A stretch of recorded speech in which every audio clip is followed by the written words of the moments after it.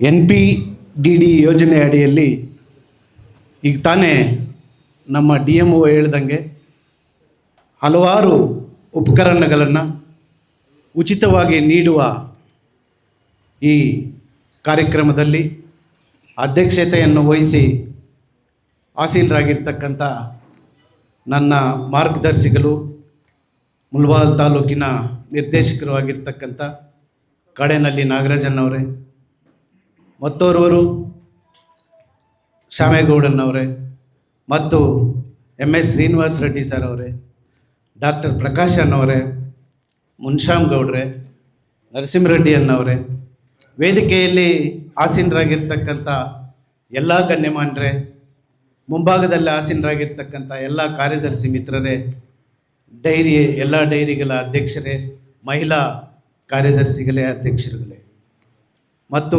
ಮಾಧ್ಯಮ ಸ್ನೇಹಿತರೆ, ಡೈರಿಯಲ್ಲಿ ಎಷ್ಟೋ ನಮ್ಮ ರೈತರಿಗೆ ಅನುಕೂಲಕರವಾದ ವಸ್ತುಗಳನ್ನು ಬರ್ತಾ ಇದೆ.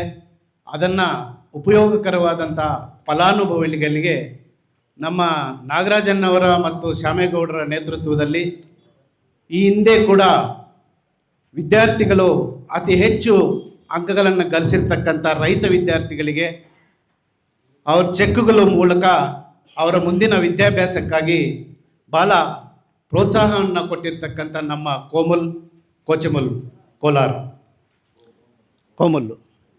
ಕೋಮಲ್ಗೆ ಮತ್ತು ಆ ಸಿಬ್ಬಂದಿಗೆ ಇಬ್ಬರೂ ಅಧ್ಯಕ್ಷರಿಗೂ ಕೂಡ ನನ್ನ ಹೃದಯಪೂರ್ವಕ ಅಭಿನಂದನೆಗಳನ್ನು ಸಲ್ಲಿಸ್ತಾ ಇದ್ದೀನಿ. ಅದಲ್ಲದೆ ತಾಲೂಕಿನಲ್ಲಿ ಹೈನುಗಾರಿಕೆ ಉದ್ಯಮದಲ್ಲಿ ನಾಗರಾಜಣ್ಣವರ ನೇತೃತ್ವದಲ್ಲಿ ತುಂಬ ಬೆಳವಣಿಗೆಗಳಾಗ್ತಾ ಇದೆ. ಒಂದು ಎಕ್ಸಾಂಪಲ್ ಅಂತಂದರೆ ರೋಟ್ರಿ ಕ್ಲಬ್ಬಲ್ಲಿ ಸುಮಾರು ಹಸುಗಳು ಬಂತು. ಕಾಮಧೇನು ಪ್ರಾಜೆಕ್ಟ್ ಅಂತ ಹೇಳ್ಬಿಟ್ಟು ಹಸುಗಳು ಬಂತು. ಹಸುಗಳನ್ನು ನಮ್ಮ ಕಾರ್ಯದರ್ಶಿಗಳು, ರೋಟ್ರಿ ಸದಸ್ಯರುಗಳು ಎಷ್ಟು ಜನ ಇದ್ದಾರೋ ಅವರೆಲ್ಲರೂ ಕೂಡ ಹಸುಗಳನ್ನು ಬುಕ್ ಮಾಡಿದ್ರು. ಅದೆಲ್ಲ ಕೂಡ ನಮ್ಮ ತಾಲೂಕಿನ ರೈತರಿಗೆ ಸೇರ್ತದೆ. ಅದಕ್ಕಾಗಿ ಯಾವುದೇ ಒಂದು ಇದರಲ್ಲೂ ಕೂಡ ನಮ್ಮ ರೈತರ ಬಗ್ಗೆ ಯೋಚನೆ ಮಾಡಿ ನಮ್ಮ ನಾಗರಾಜಣ್ಣವರ ನೇತೃತ್ವದಲ್ಲಿ ಎಲ್ಲ ರೈತರಿಗೂ ಕೂಡ ಅನುಕೂಲವಾಗ್ತಾ ಇರೋದು ತುಂಬ ಸಂತೋಷದ ವಿಷಯ. ಇನ್ನೊಂದು ನಮ್ಮ ಕಾರ್ಯದರ್ಶಿ ಮಿತ್ರಗಳಿಗೆ ಹೇಳೋದೇನಂತಂದರೆ, ನಿಮ್ಮೂರಿನ ಡೈರಿ, ನಿಮ್ಮೂರಿನ ಸಂಘ ಆಲ್ಮೋಸ್ಟ್ 90% ನಿಮ್ಮ ಕೈಯಲ್ಲೇ ಇರುತ್ತೆ. ಅದನ್ನು ನೀವು ಸಂಘವನ್ನು ಒಳ್ಳೆ ರೀತಿಯಲ್ಲಿ ಬೆಳೆಸ್ಕೊಂಡು ಹೋದರೆ ನಿಮ್ಮೂರಿಗೆ, ಬಡ ಜನರಿಗೆ, ನಿಮ್ಗೆ ಹಾಲಾಗ್ತಾ ಇರ್ತಂಥ ರೈತ ಮಕ್ಕಳಿಗೆ ಎಲ್ಲರಿಗೂ ಕೂಡ ಅದೇ ಸಂಸ್ಥೆಯಿಂದ ಸಮಾಜ ಸೇವೆಯನ್ನು ಮಾಡಿ ನಿಮ್ಮೂರಿಗೆ ಮಾದರಿ ಆಗ್ಬೋದು.